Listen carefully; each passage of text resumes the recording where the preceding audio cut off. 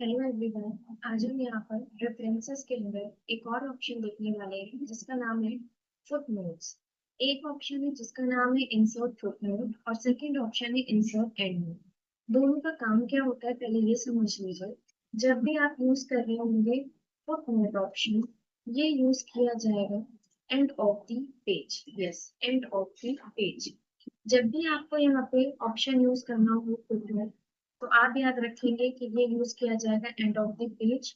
And जो आपका second option है जिसका नाम है एंड में, ये यूज किया जाएगा end of the document. End of the page और एंड ऑफ द डॉक्यूमेंट दोनों में बहुत अंतर होता है।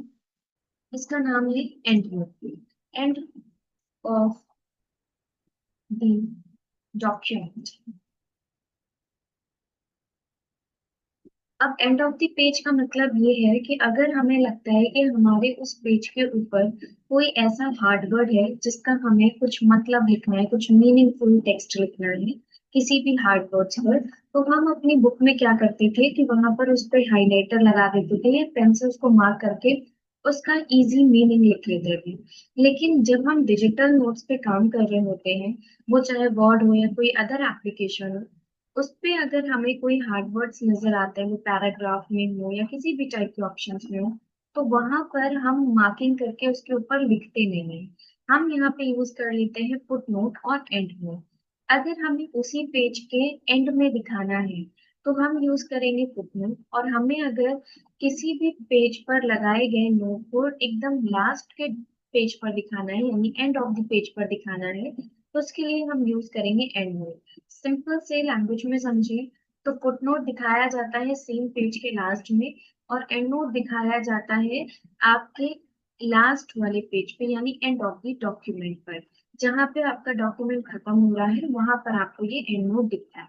दोनों का काम बिल्कुल एक जैसा ही होता है, लेकिन ये दिखाया अलग अलग जाता है। फॉर एग्जाम्पल, हमने कहा यहाँ पे लिखा हुआ है कीवर्ड।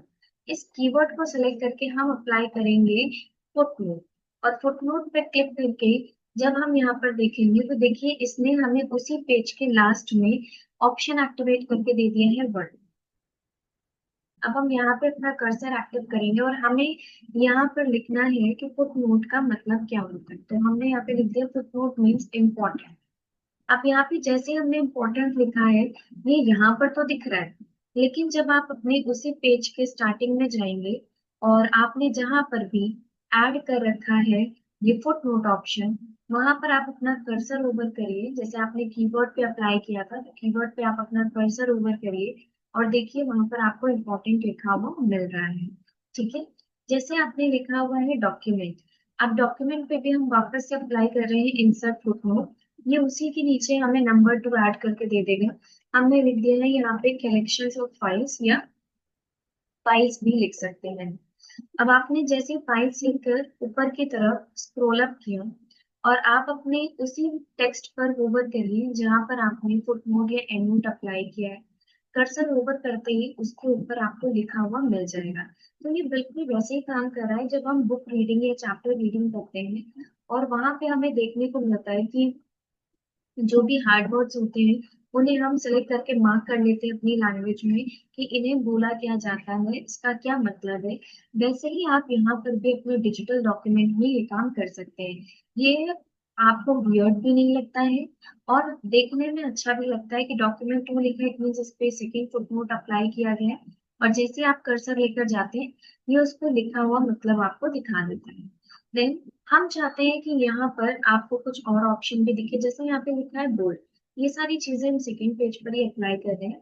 बोल्ड को सेलेक्ट करके हम अप्लाई करेंगे इंसर्ट एंड नोट, और जैसे ही हमने इंसर्ट एंड नोट यूज किया ये हमें लेकर आया है हमारे लास्ट पेज पर, और इसका नंबर चेंज हो गया है रोमन नंबर में। बोल्ड का मतलब होता है डार्क टेक्स्ट। अब अगर आप किसी टेक्स्ट के ऊपर ये बोल्ड अप्लाई करें तो उसे क्या कर देगा, डार्क कर देगा। अब हमें जाना कहाँ पर है, सेकंड पेज पर। तो सेकंड पेज पर जाने के लिए कंट्रोल के साथ जी प्रेस करिए फॉर गो टू, और यहाँ पे लिख दीजिए टू, और गो टू करने पर ये हमें सेकंड पेज पर लेकर जाएगा।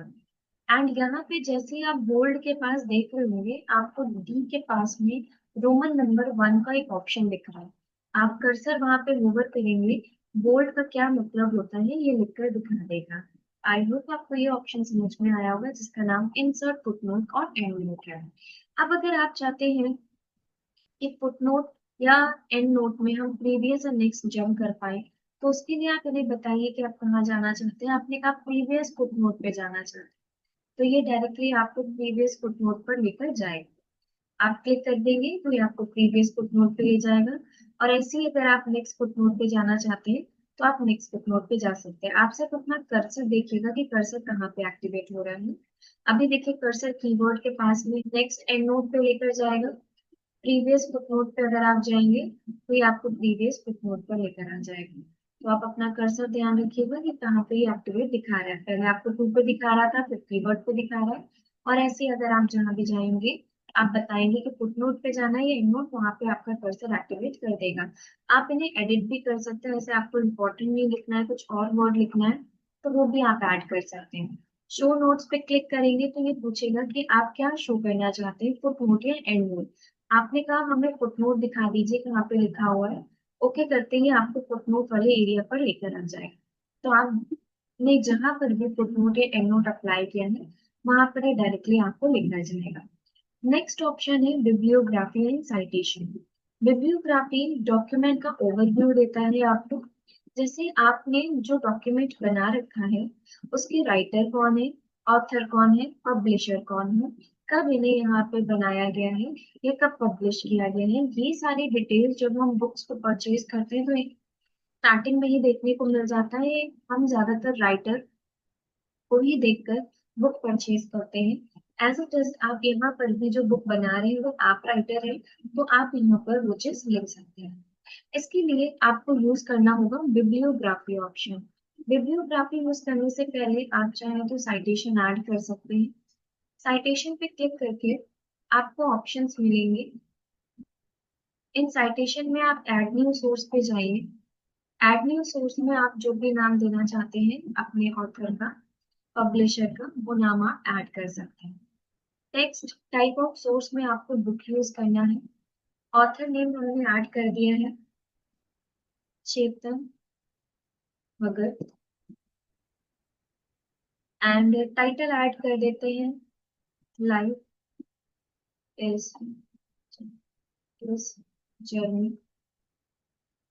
ईयर ऐड कर देते हैं 2020। सिटी ऐड कर देते हैं हम मुंबई। एंड पब्लिशर ऐड कर देते हैं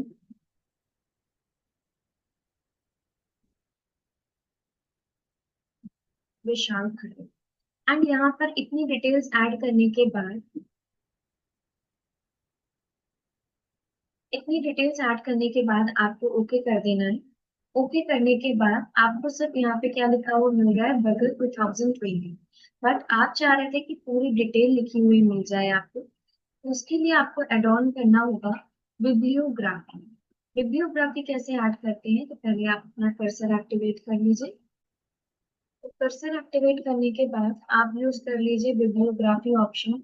और जब आप बिब्लियोग्राफी पे क्लिक करेंगे तो आपको ऑप्शन सेलेक्ट कर लेना है कि कौन सा पैटर्न आप यूज करना चाहते हैं। तो जो भी इनमें से पैटर्न यूज करना है उस पर आप क्लिक कर दीजिए। क्लिक करने के बाद आपके सामने बिब्लियोग्राफी ऐड हो जाएगा, जिसके अंदर आपके ऑथर का नाम, ईयर, आपका टाइटल का नाम, सिटी एंड पब्लिशर का नाम, ऑल डिटेल्स आपको यहाँ पर देखने को मिल जाएंगे। इन ऑप्शंस को कहा जाता है बिब्लियोग्राफी। इसी के साथ में हम एक और ऑप्शन देख लेते हैं जिसका नाम है इंसर्ट कैप्शन। कैप्शन क्या होता है, जैसे कहीं भी कोई भी पर्सन घूमने जा रहा है, कहीं विजिट कर रहा है, तो वो इंस्टाग्राम, व्हाट्सएप पे स्टेटस लगाता है, तो उसके नीचे वो लोकेशन मेंशन कर देता है, जगह मेंशन कर देता है, या सिटी का नाम मेंशन कर देता है, या जहाँ भी वो घूमने जाता है उसका नाम मेंशन करता है, उसे हम कहते हैं कैप्शन ऐड करना। या उसके बारे में कुछ बता रहा है, इट मीन्स वो कैप्शन ऐड कर रहा है। तो अगर हमें भी यहाँ पर ऐसे ही कुछ काम करना है, तो उसके लिए हमें एक पिक्चर चाहिए और उस पिक्चर के नीचे हम एक कैप्शन ऐड करेंगे। तो पिक्चर इंसर्ट करने के लिए हमें इंसर्ट में जाना होगा। पिक्चर पे क्लिक करेंगे, ऑनलाइन पिक्चर पे जाएंगे और इनमें से कोई भी एक पिक्चर आप यूज कर लेंगे। तो एक पिक्चर हमने इंसर्ट कर ली। इस पिक्चर को इंसर्ट करने के बाद आप इस पर कोई भी कैप्शन इजिली ऐड कर सकते हैं। सबसे पहले पिक्चर के साइज को रीसाइज कर देंगे। रीसाइज करने के बाद पिक्चर को सेलेक्ट करके रखेंगे। रेफरेंसेस में जाएंगे और यूज करेंगे इंसर्ट कैप्शन। इंसर्ट कैप्शन पर जब आप क्लिक करेंगे, आपके सामने लिखकर आ जाएगा कि ये फिगर है या टेबल है, इमेज है, क्या है, आप बता दीजिए। तो आपने यहाँ पे इसमें ऐड कर दिया कि ये एक फिगर नहीं है। आप इसमें बताइए लेबल में जाकर कि ये क्या है। अगर आप इसका लेबल चेंज करना चाहते हैं तो आप यहाँ पे एड ऑन भी कर सकते हैं। न्यू लेबल पे क्लिक करिए, इसका नाम दे दीजिए इमेज, देन ओके कर दीजिए। ओके करने के बाद यहाँ पे इमेज लिख कर आ जाएगा और यहाँ पर भी इमेज आ जाएगा। ओके कर दीजिए तो देखिए यहाँ पे इमेज लिख कर आ रहा है। अब इसका काम क्या होगा? सबसे पहले आपने जो इंडेक्स पेज बना रखा है उस इंडेक्स पेज पर आ जाएंगे, कंट्रोल प्लस होम प्रेस करके, और इसी के नीचे हम एड ऑन कर लेंगे ऑप्शन नंबर, जिसका नाम था इंसर्ट कैप्शन विथ पिक्चर। तो हम यहाँ पे एंटर करेंगे। अब हमने जो पिक्चर ऐड की है उसके ऊपर हमने कोई भी नाम नहीं दिया है, सिर्फ हमने डायरेक्टली इमेज में एक कैप्शन ऐड कर दिया है। आप इंसर्ट टेबल ऑफ फिगर पे जाइए, इसमें कोई चेंजेस मत करिए, डायरेक्टली ओके कर दीजिए। ओके करने के बाद आपको उसका एक कैप्शन मिल जाएगा। सेम एज अगर आप इस इमेज पे जाना चाहते हैं तो यहाँ पर आप कंट्रोल के साथ क्लिक कर देंगे, ये डायरेक्टली उस इमेज पर लेकर आ जाएगा। इफ आप कोई टेक्स्ट देना चाहते हैं तो आप इसके आगे ऐड भी कर सकते हैं। तो हम यहाँ पे लिख देते हैं कॉफी बीन्स। ठीक है, अगर आपको कॉफी लिखना है तो आप कॉफी भी लिख सकते हैं। और ये टेक्स्ट ऐड हो चुका है यहाँ पर। तो इस तरीके के ऑप्शन को हम कहते हैं इंसर्ट कैप्शन। आई होप आपको ये ऑप्शन समझ में आए होंगे। Thank you. इन्हें प्रैक्टिस में लेकर आइएगा। ये ऑफिशियल फॉर्म में बहुत ज्यादा यूज नहीं होते हैं, बट इनका काम क्या होता है ये यहाँ पे जानना जरूरी था।